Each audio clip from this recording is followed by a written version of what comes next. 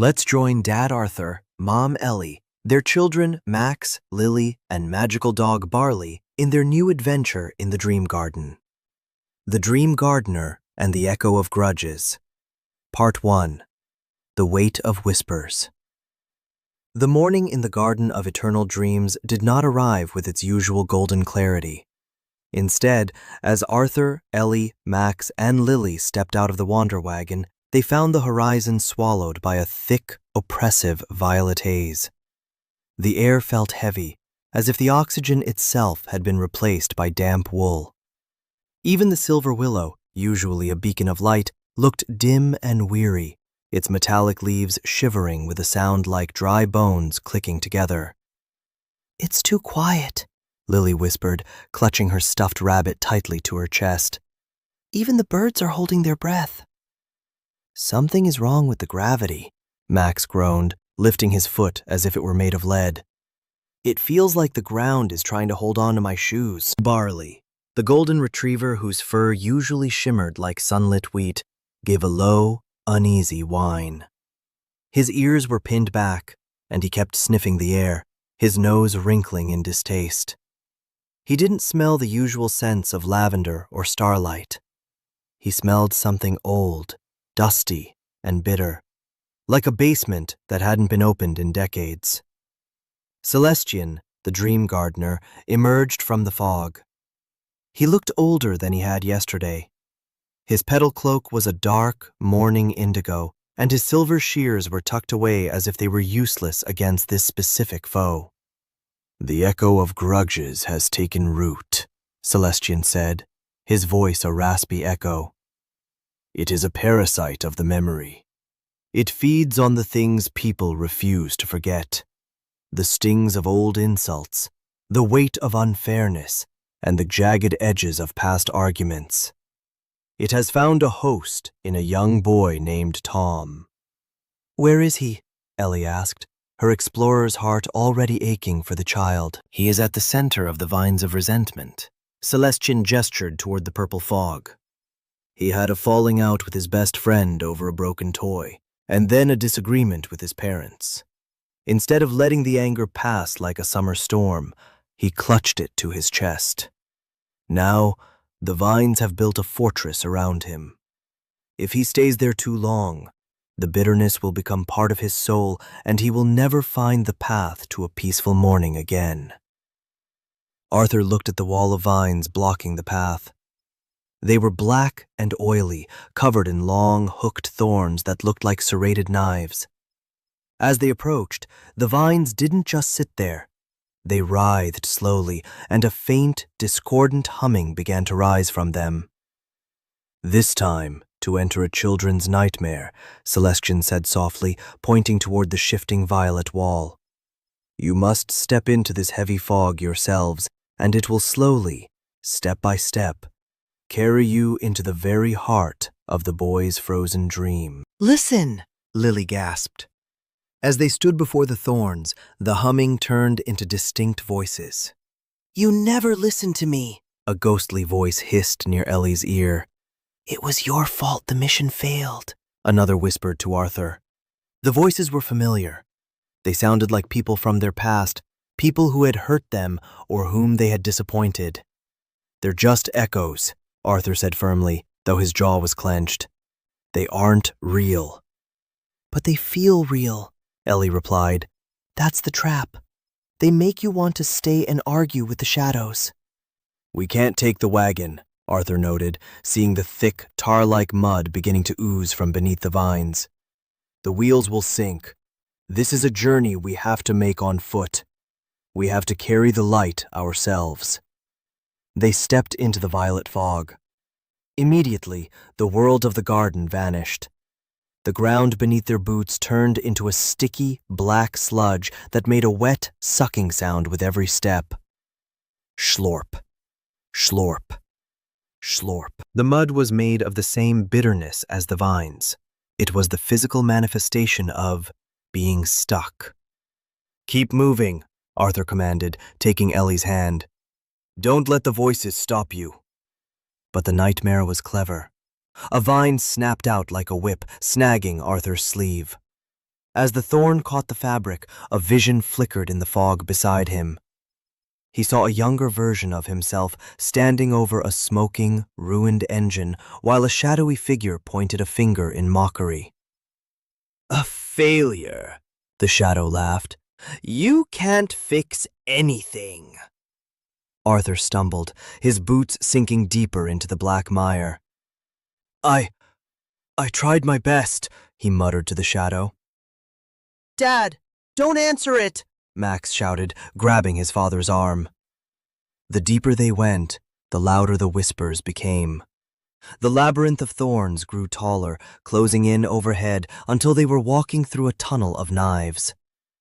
The violet light dimmed into a murky darkness, illuminated only by the faint, unhappy glow of the vines themselves. Far ahead, they heard a different sound.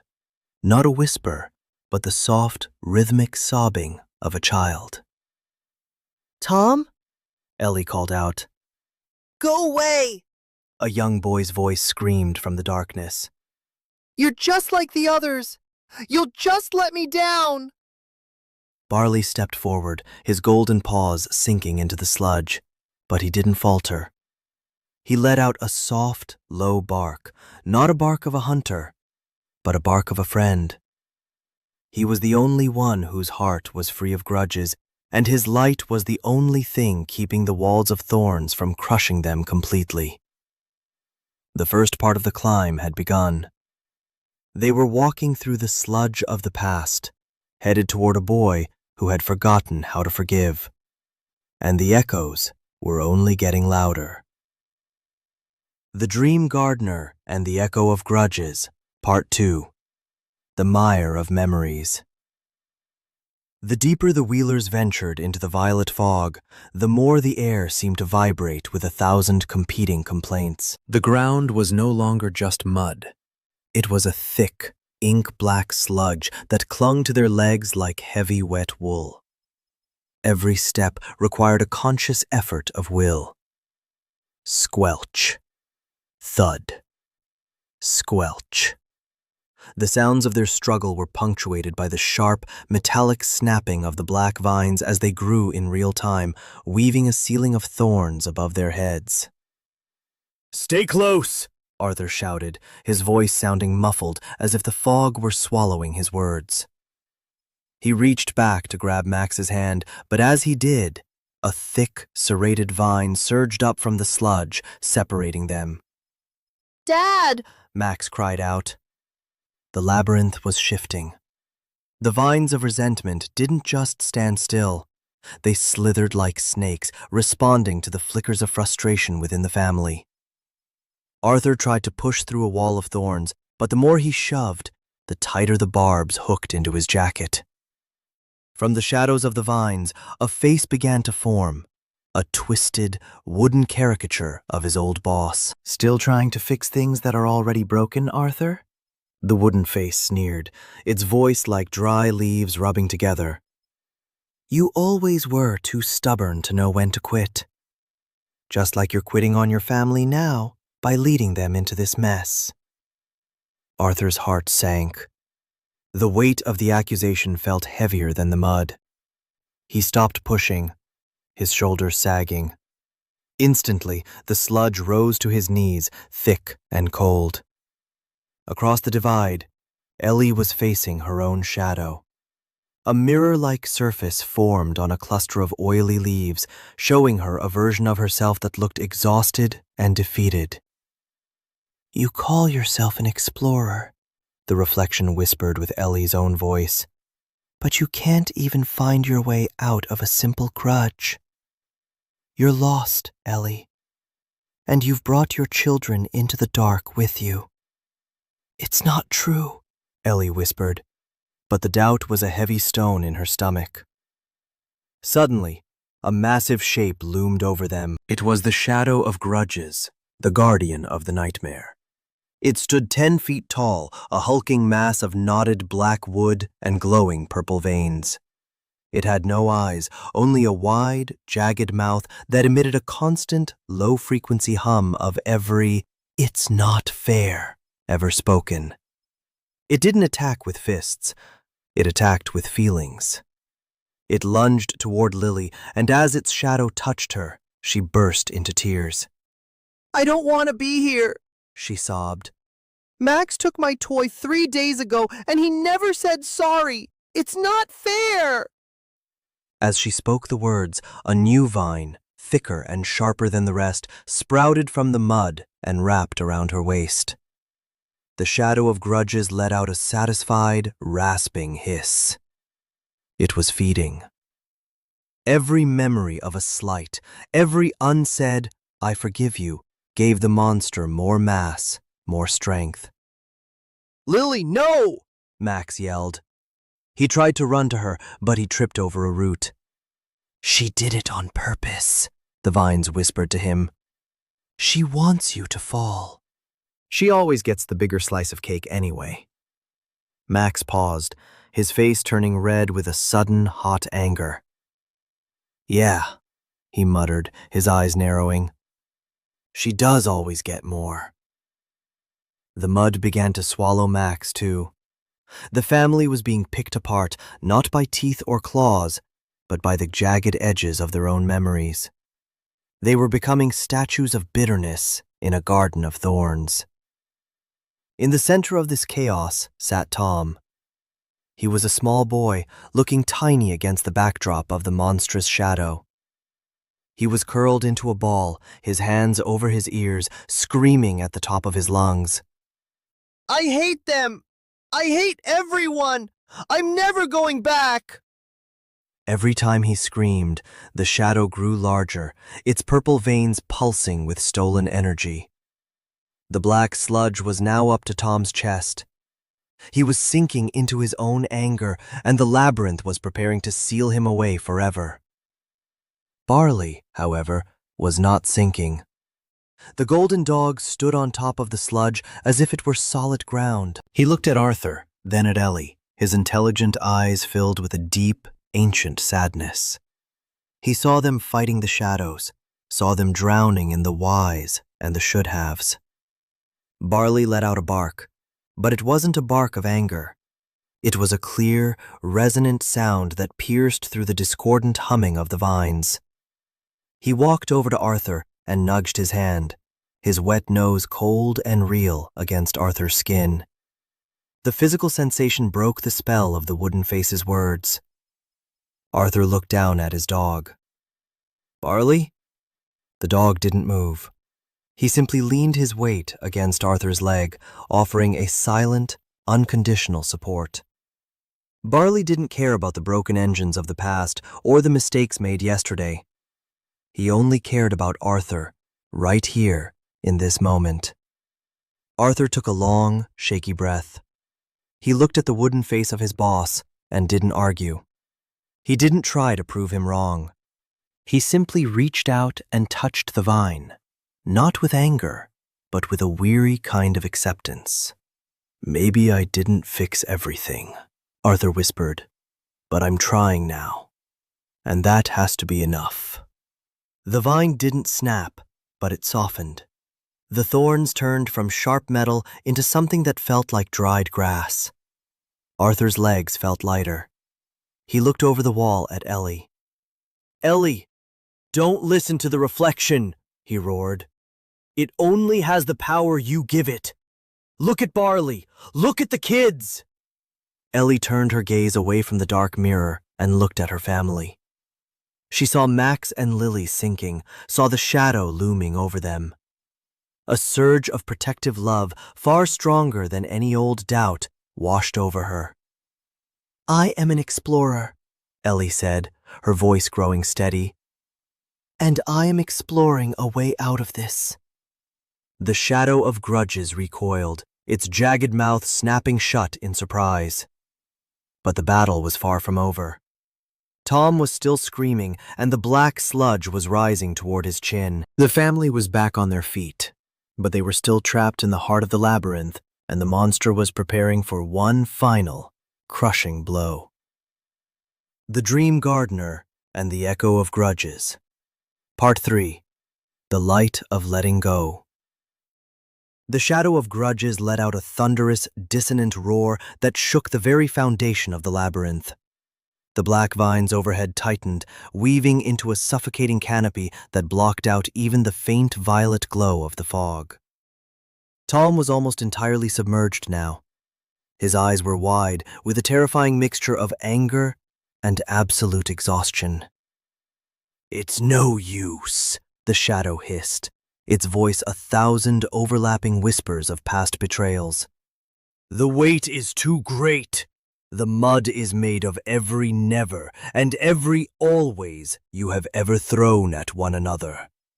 You will drown in what you cannot forgive." Arthur and Ellie struggled toward the center, but the sludge acted like a magnet, pulling at their ankles.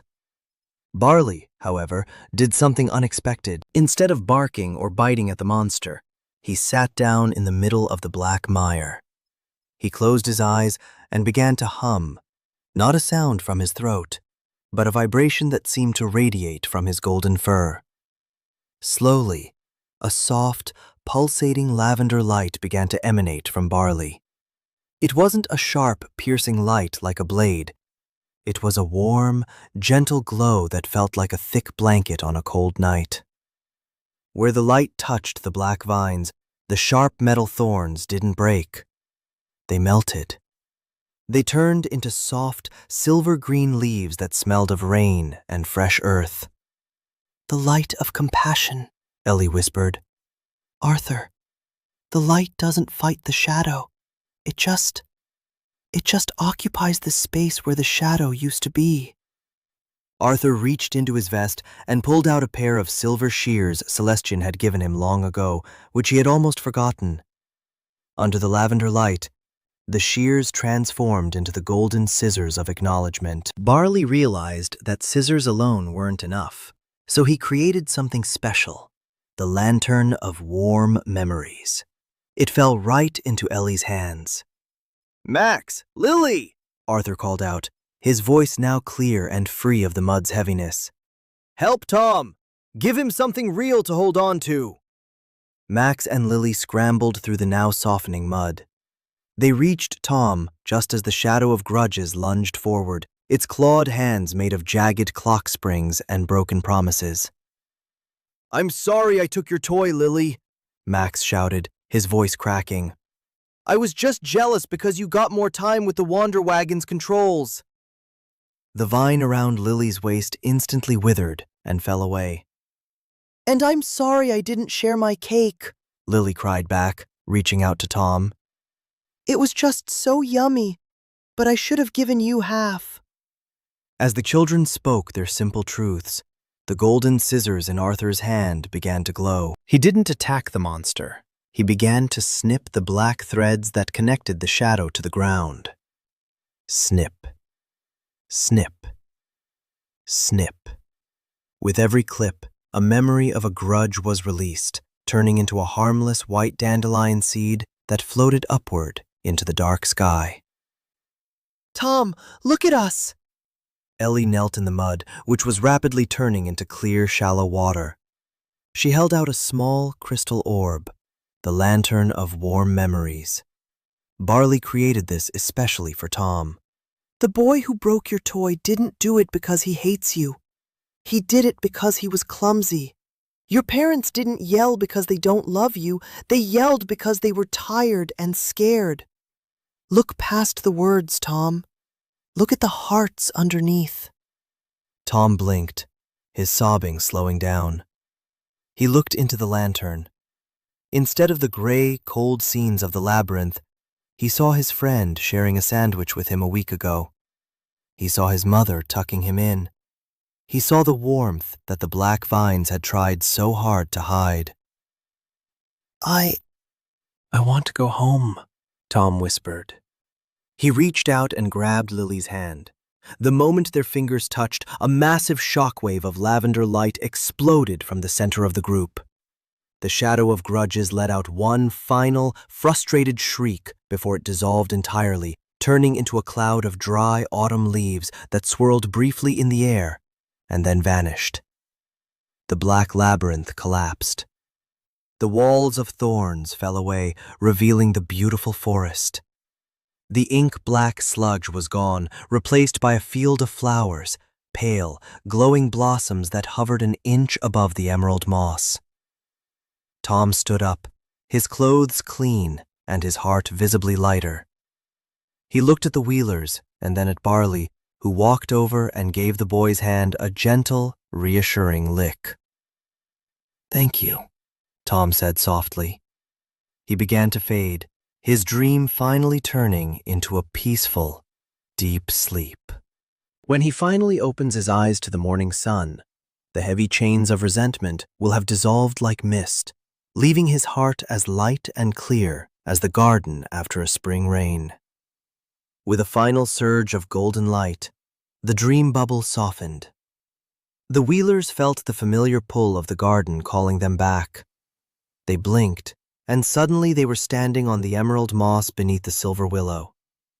Celestian appeared from behind the silver willow, his cloak now a vibrant, celebratory green. "There are new flowers in our garden.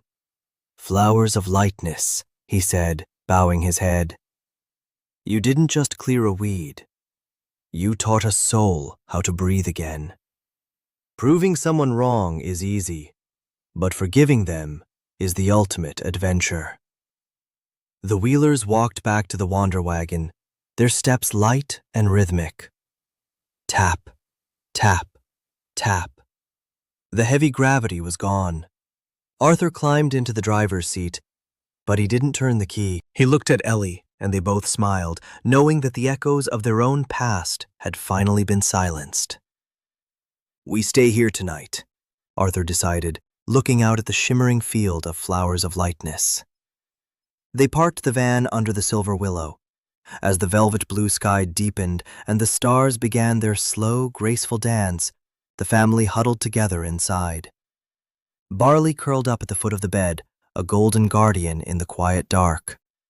For the first time in a long time, there was no whispering in the shadows, only the peaceful, rhythmic breathing of a family that had learned to let go.